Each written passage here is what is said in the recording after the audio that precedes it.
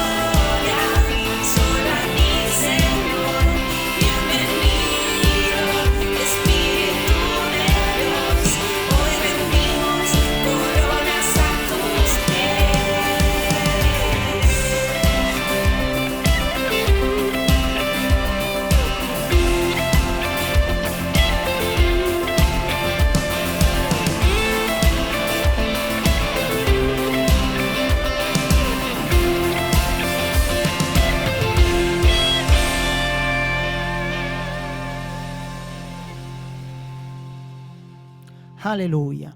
Adoramos al Señor en espíritu y en verdad, dando gloria a su nombre. Ahora nos vamos a disponer para recibir la palabra del Señor, esa palabra que nos da vida, que nos da eternidad al espíritu. Te invito a que leamos la palabra ahí en el Evangelio de Marcos. Estamos en el capítulo 2 del Evangelio de Marcos, estamos revisando este Evangelio que nos muestra a Jesús, al Hijo del Hombre, como el servidor, aquel que sirve y está dispuesto para ayudar al hombre, para darle lo que el hombre carece, que es la vida y la justicia. Vamos a leer ahí el capítulo 2 desde el verso 18 hasta el verso 22. Vamos a leer todos juntos. Busca ahí en tu Biblia y leamos todos juntos. Dice: y los discípulos de Juan y los de los fariseos ayunaban, y vinieron y le dijeron: ¿por qué los discípulos de Juan y los de los fariseos ayunan y tus discípulos no ayunan? Jesús les dijo: ¿acaso pueden los que están de bodas ayunar mientras está con ellos el esposo? Entre tanto que tienen consigo al esposo, no pueden ayunar. Pero vendrán días cuando el esposo les será quitado, y entonces en aquellos días ayunarán. Nadie pone remiendo de paño nuevo en vestido viejo. De otra manera, el mismo remiendo tira de lo viejo y se hace peor la rotura. Y nadie echa vino nuevo en odres viejos. De otra manera, el vino nuevo rompe los odres y el vino se derrama, y los odres se pierden, pero el vino nuevo en odres nuevos se ha de echar. Amén. Tenemos este primer conflicto del Evangelio con los fariseos. Hasta este entonces, ustedes fíjense, el Evangelio había llegado a personas que no lo merecían. Jesús se había dedicado a personas que no eran dignas según la ley. El Evangelio había llegado a un leproso, a un paralítico, a un endemoniado en la sinagoga. El Evangelio había llegado a un recaudador de impuestos. Y este recaudador de impuestos, como vimos la semana pasada, invita a Jesús, y Jesús se reúne con toda esa calaña de los recaudadores de impuestos, aborrecido por toda la gente. Y al parecer, esto sigue a la cena, ya por causa de la cena de Mateo, que Mateo organiza. Los fariseos entonces van en contra y hablan a los discípulos de Jesús para hacerles una pregunta. Al parecer, cuando Mateo organiza la cena, era día de ayuno para los discípulos de Juan y para los fariseos, y Jesús, al parecer, no respeta este ayuno que se estaba haciendo y va a la cena y rompe este ayuno. Y por eso a los fariseos esto les molestó, y critican a Jesús delante de sus discípulos diciéndole: oye, los discípulos de Juan, los discípulos de los fariseos ayunan como es correcto hacerlo, como agrada a Dios hacerlo, pero ustedes parece como que no tuvieran relación con eso. O sea, los estaban despreciando porque faltaron al ayuno aquel día. Entonces hubo este primer conflicto entre Jesús y los fariseos. Vamos a ver que el resto del capítulo 2, después del llamamiento de Mateo, se centra en dos conflictos. Primero el tema del ayuno y luego el tema del día de reposo. Ya este domingo, esta semana, vamos a tocar el tema del ayuno. El próximo vamos a hablar acerca del conflicto sobre el día de reposo. Y este conflicto sobre el ayuno es bastante particular. Ya fíjense que hay un enfrentamiento ahí entre Jesús y los fariseos, y esto se refiere a las tradiciones que los fariseos traían por la ley. Los fariseos habían hecho un montón de tradiciones y pensaban que por esas tradiciones ellos honraban a Dios y agradaban a Dios. La relación entre los fariseos y Dios era por medio de los ritos, por medio del cumplimiento de ritos y de mandatos con los que ellos se acercaban a Dios a modo de ofrendas. Ellos ofrendaban una vida de pureza, una vida de santidad que hacía que Dios los aceptara en su seno. Pero ellos sabían por la ley que Dios no recibía a los pecadores, que Dios rechazaba a los pecadores y que Dios aceptaba a los justos. Eso era lo que ellos tenían en su mente, y por eso ellos eran muy celosos en guardar todas estas tradiciones que habían forjado a través de muchos años en toda la historia de Israel. Y los fariseos de verdad eran celosos en cumplirlas y en hacerlas cumplir al pueblo. Sin embargo, Cristo aparece y Jesús viene con otro método. Jesús viene con una nueva revelación de Dios, con una nueva revelación del Padre. Jesús viene con un nuevo método de relación entre nosotros y Dios. Jesús nos habla de un Dios como un Padre a quien no tenemos que agradar por obras de justicia. Un Padre que tiene misericordia del ser humano pecador y que viene a cargar en sí mismo el pecado de ellos. Es la revelación de un Dios que, aunque es perfectamente justo y santo, Él viene para ponerse en el lugar del pecador y sufrir las consecuencias que el pecador tenía que sufrir. Es el Dios de la gracia y la verdad, revelado por Jesús. Esto es una nueva revelación, es algo totalmente novedoso, es algo que ya estaba prefigurado en el Antiguo Testamento. Si ustedes se recuerdan, ahí hay muchas profecías del Nuevo Pacto. Hay una profecía que dice: les amaré de pura gracia porque mi ira se apartó de vosotros. En Isaías también aparece la figura del siervo sufriente, ¿verdad? Que llevó nuestros dolores, que fue castigado y azotado por nuestro castigo, ¿verdad? El castigo de nuestra paz fue sobre él y por su llaga fuimos nosotros sanados. El Antiguo Testamento está lleno de anuncios de este Mesías, de este nuevo pacto, de esta nueva alianza que había de establecer Dios con la humanidad. Pero los fariseos no estaban centrados en esos anuncios, no estaban, esperando con expectación al Mesías que iba a traer la nueva alianza, sino que estaban cegados por sus leyes, por sus ceremonias, tenían los ojos puestos, volcados hacia ellos mismos, y esta misma arrogancia que ellos tenían por el cumplimiento de esas leyes les impedía ver a Cristo. La semana pasada vimos, se recuerdan, que la arrogancia, la justicia propia era algo que había que sepultar, ¿verdad? Porque no se puede ver a Cristo con arrogancia en el corazón. Los discípulos, por la propia arrogancia que ellos tenían de ayunar, de hacer todo correctamente conforme a la ley, ellos se sentían, esa era su justicia. No necesitaban un Salvador que muriera por ellos. Ellos mismos ya agradaban a Dios así como estaban. Por tanto, el método de Jesús les ofendía. Que Jesús fuera directamente al pecador y lo aceptara sin tener el pecador méritos era algo ofensivo para el fariseo. Que Jesús le dijera directamente al paralítico: hijo, tus pecados te son perdonados. Que Jesús fuera a la casa de Mateo y lo recibiera sin Mateo haber hecho nada para merecerlo era una ofensa para los fariseos. El evangelio de Jesucristo es una ofensa al religioso, es una ofensa a aquel que pretende ser bueno. El evangelio de Jesucristo da gracia gratuita al que no la merece, da gracia gratuita al pecador. Por tanto, siendo dos sistemas tan diferentes, siendo dos sistemas, ¿verdad?, antagónicos, el conflicto era inminente. Jesús se iba a enfrentar con los fariseos tarde o temprano. Y según nos muestra el Evangelio de Marcos, ese enfrentamiento fue más temprano que tarde. El ayuno particularmente es el centro de este conflicto, y ellos le dicen, ¿verdad?, que le echan en cara a Jesús que sus discípulos no ayunan, tomando el ayuno como justicia. Para ellos, ayunar era su justicia, era por lo cual ellos eran aceptados ante Dios.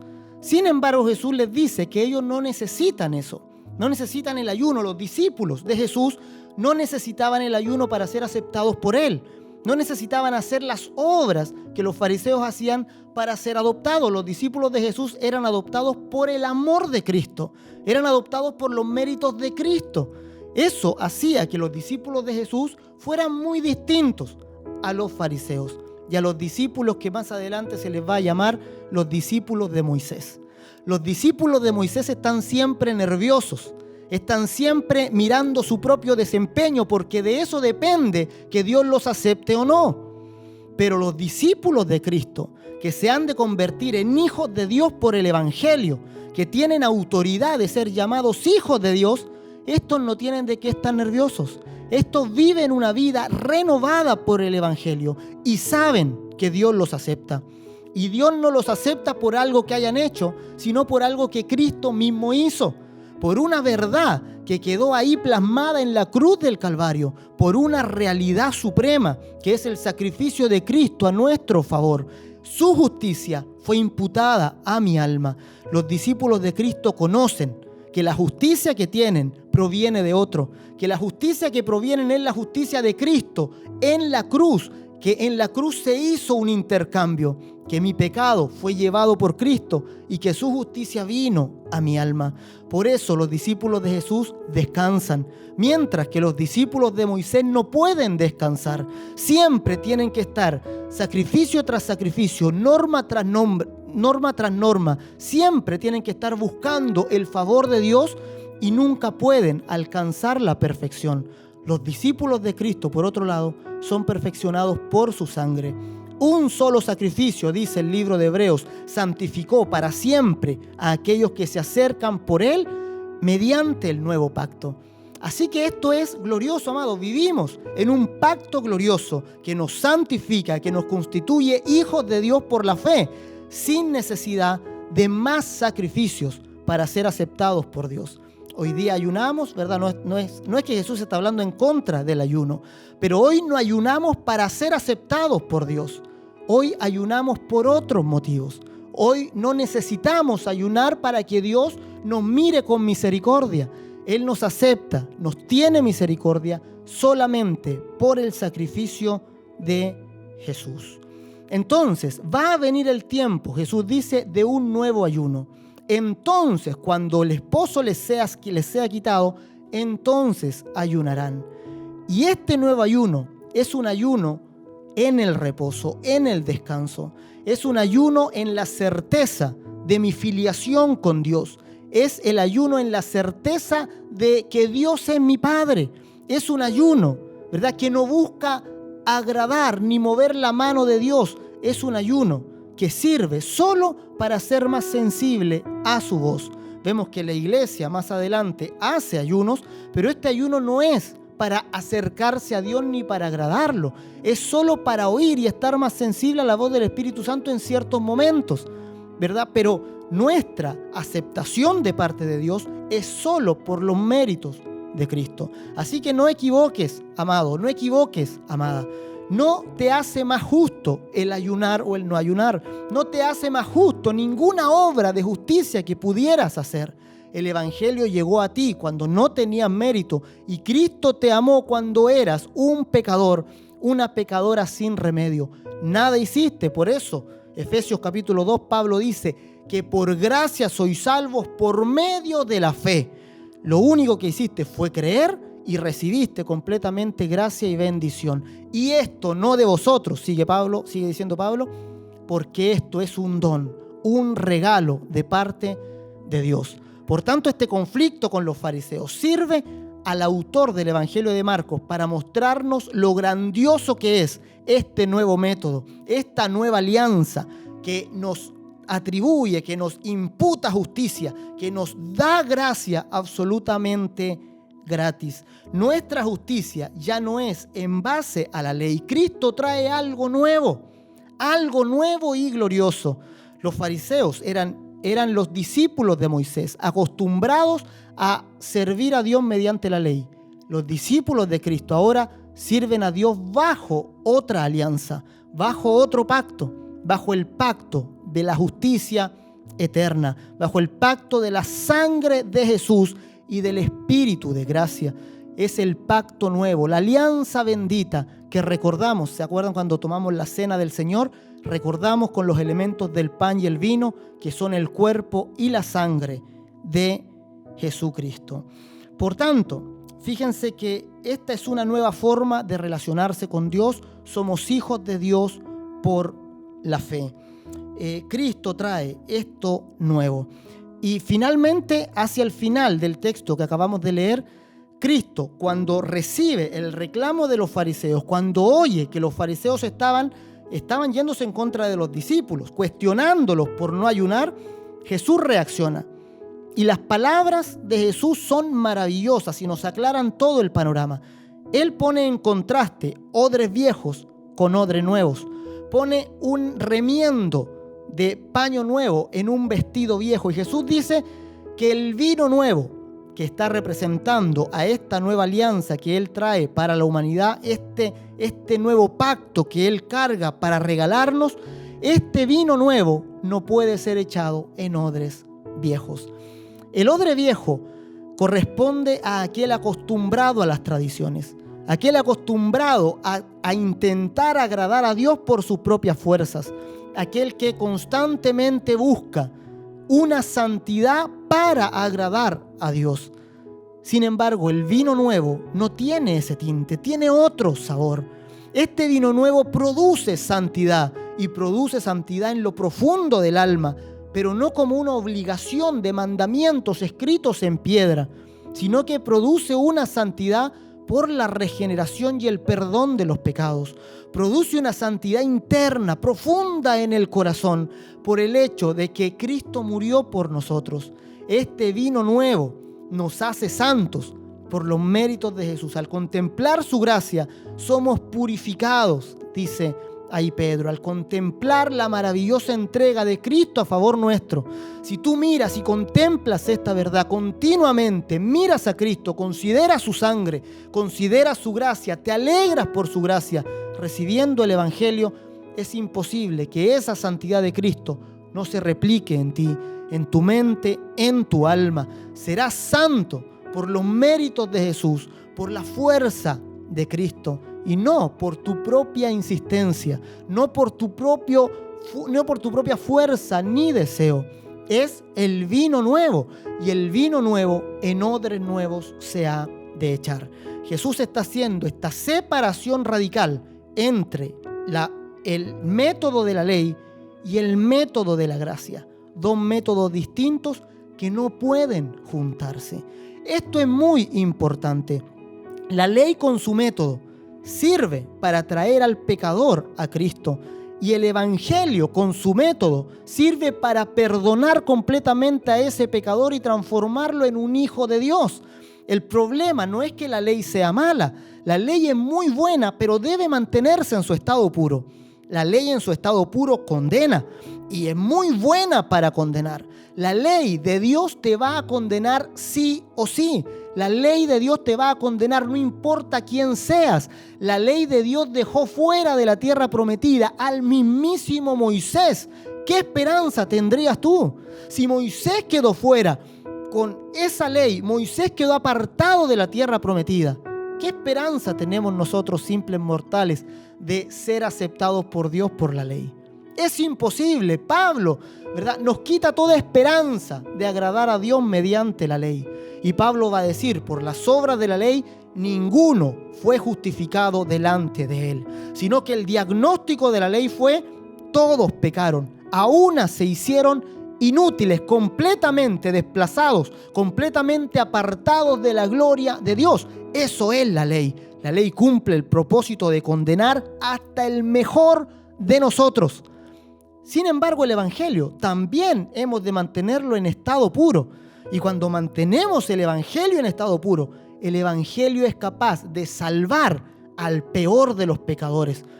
Así como la ley condena al mejor de nosotros, el Evangelio salva al peor de los hombres. Y esto queda muy claro en el Evangelio, cuando incluso ese ladrón que está crucificado al lado de Cristo, un ladrón que él mismo reconoce: merecemos estar aquí, merecemos la muerte, merecemos esta condena porque hemos obrado mal, hemos hecho daño a personas, hemos robado, hemos asesinado, hemos hecho mal y estamos pagando.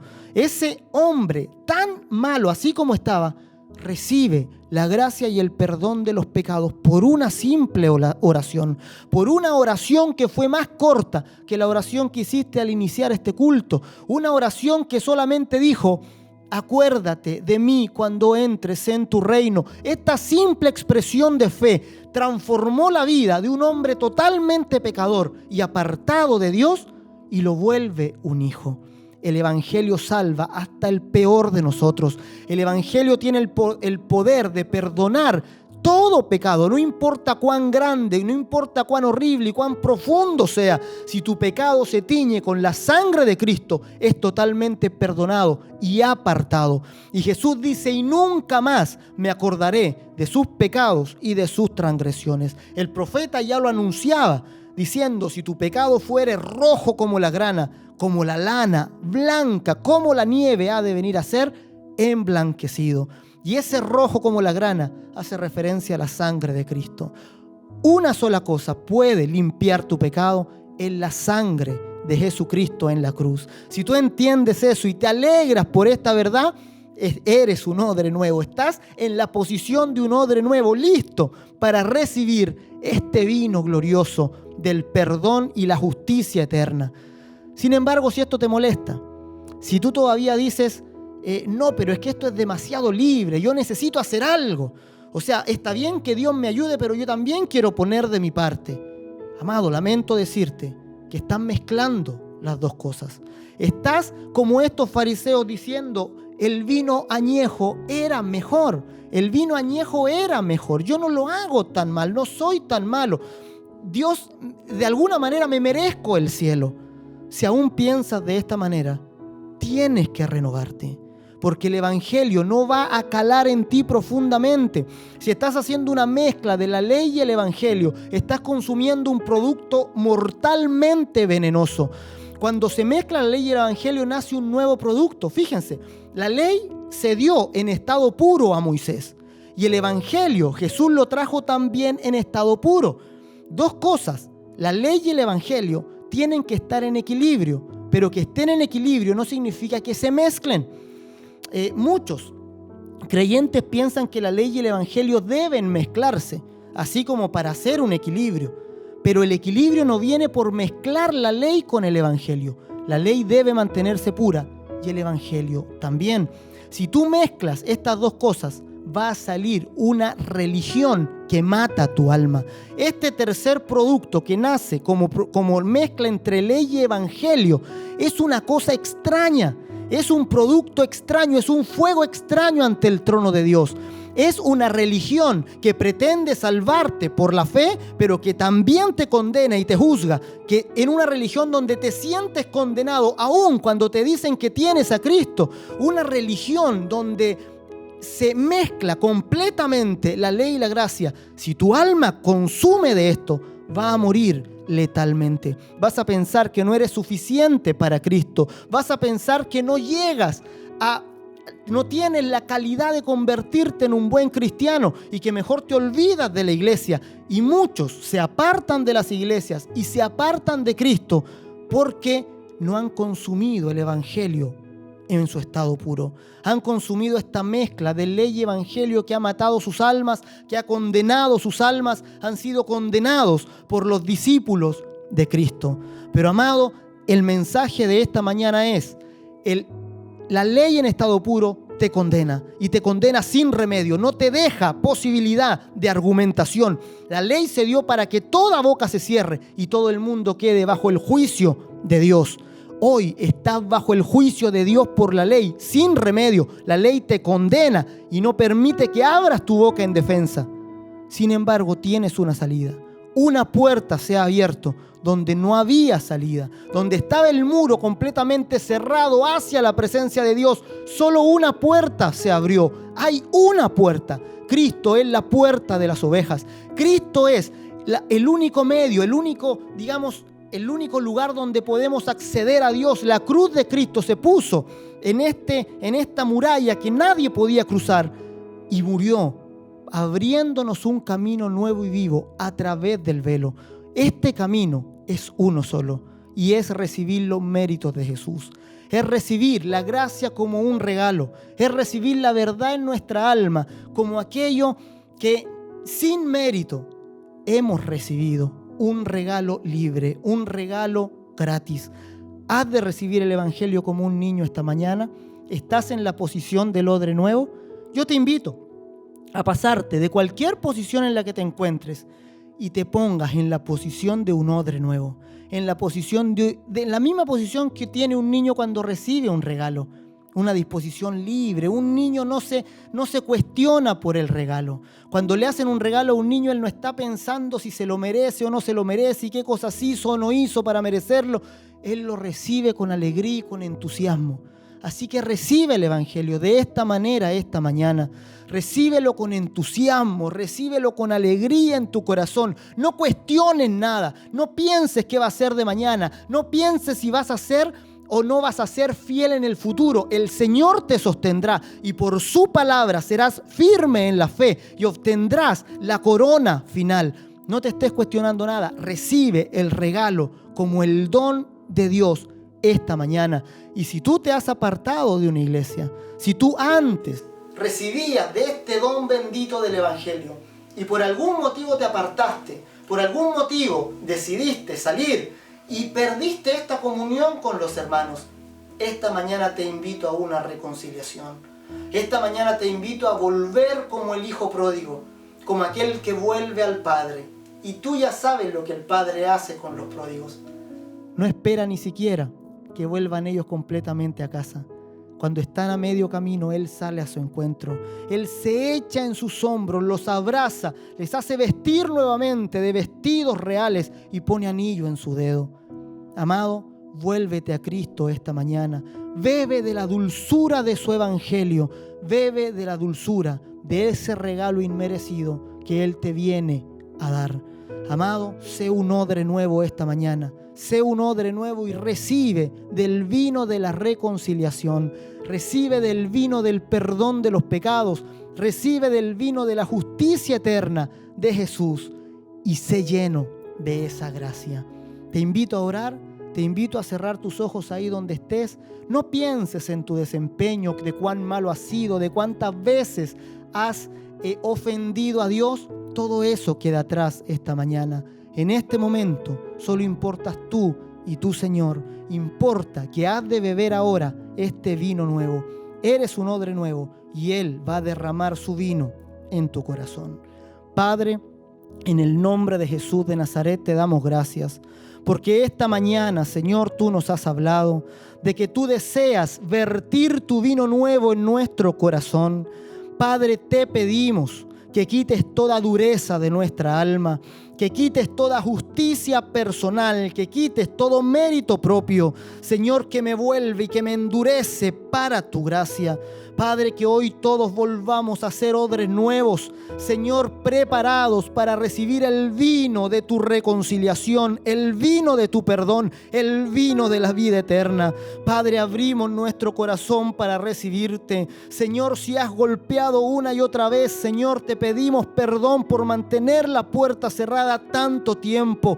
Hoy abrimos la puerta, nos sentamos a la mesa contigo y recibimos, Señor, lo que tú has venido a darnos.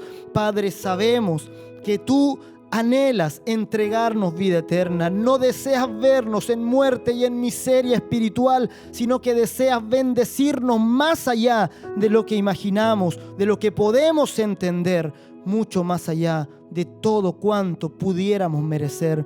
Es tu deseo eterno, es tu voluntad. Padre, abrimos nuestro corazón y te pedimos, Jesús, entra a llenarlo. Entra y llena nuestra alma de fe, de gozo, llena nuestro corazón. Te lo pedimos en el nombre de Jesús. Amén y amén. Amado, si has hecho esta oración esta mañana, yo te pido que te pongas en contacto con nosotros, que nos hables, que nos mandes un mensaje. Queremos saber que te has reconciliado con Dios, queremos alegrarnos con esta buena nueva en tu corazón y queremos ayudarte. Queremos ayudarte a crecer en la fe y a conocer más a este Cristo que te salvó, a este Dios que ahora no es un Dios lejano, sino que es tu propio Padre. Contáctate con nosotros y estaremos ahí ayudándote en la fe. Vamos a adorar al Señor nuestro Dios.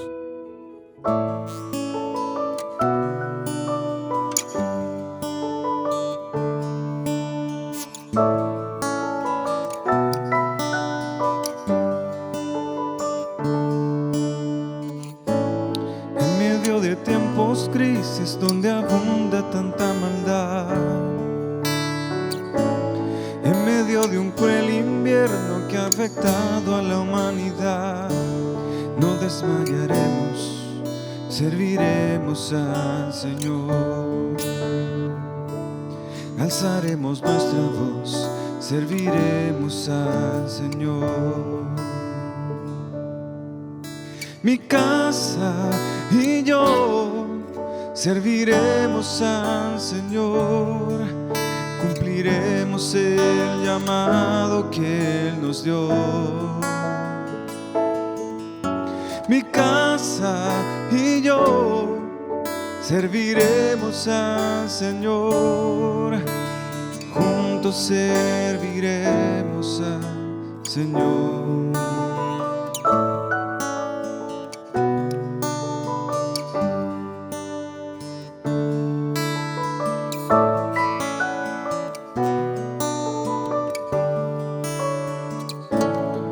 En medio de corazones que han dejado de palpitar, alejando tu palabra se han venido a cauterizar. No desmayaremos, serviremos al Señor. Alzaremos nuestra voz, serviremos al Señor. Mi casa y yo serviremos al Señor. Cumpliremos el llamado que Él nos dio. Oh, mi casa y yo serviremos al Señor. Juntos serviremos al Señor. Dile de tu casa. Mi casa y yo serviremos al Señor. Juntos serviremos al Señor. Aunque la tormenta aumente y no se mire salir el sol, el calor de tu palabra cubrirá nuestro corazón. No desmayaremos, serviremos al Señor. Alzaremos nuestra voz, serviremos al Señor. Cantemos juntos. Mi casa y yo serviremos al Señor. Cumpliremos el llamado que Él nos dio. Mi casa y yo serviremos al Señor.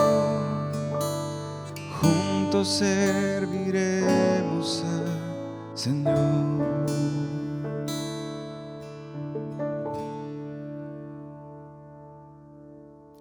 Aleluya. Bendecimos al Señor nuestro Dios esta mañana, amado. Así que recuerda, estamos con una parrilla de programación semanal, ¿verdad? Los lunes nos estamos encontrando los líderes de equipo de 5. Los martes estamos congregándonos en cultos familiares. Si tú todavía no te conectas a un culto familiar, escríbenos también para darte acceso y que te integres a uno de estos cultos familiares que están funcionando online por este tiempo. El día miércoles estamos con la lección de Sifose. El día jueves estamos con el programa de enriquecimiento matrimonial, también para que lo compartas a los matrimonios que conoces y también pueda ser de bendición. El día viernes llevamos la oración al Señor y la intercesión, ¿verdad? Intégrate ahí, la oración conjunta es muy importante. El día sábado tenemos la cápsula de Instituto Bíblico Berea. Y día domingo nos encontramos en el culto al Señor. Esa es la parrilla básica, ¿verdad? Estate atento a las redes, ahí estamos anunciando cualquier modificación. Estamos recibiendo aún las primicias para que te sumes, ¿verdad? Súmate en la campaña que hemos dado para las primicias, con la que podemos ayudar a nuestros hermanos y también a otros en la comunidad en este tiempo difícil, donde la economía de muchos se ha debilitado. Podemos ser de gran ayuda por medio de nuestras primicias. Así que estamos ayudando ya a algunas personas. Intégrate para poder también ayudar a muchos más. Damos gracias también a nuestros hermanos que están haciendo todo ese trabajo de tener que hacer las compras, de tener que repartir. Agradecemos a ellos por el don de servicio que el Señor les ha dado también. Así que eso, recuerda esto. Estamos unidos, seguimos siendo familia, ya vamos a llegar el tiempo donde vamos a poder abrazarnos entre todos.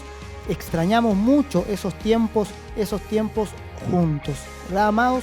El Señor les guarde. Recuerden, un momento más viene el culto de niños, el culto de Encuentro Kids, y el Señor les bendiga con abundancia. Nos vamos cantando al Señor con alegría y gozo. Aleluya.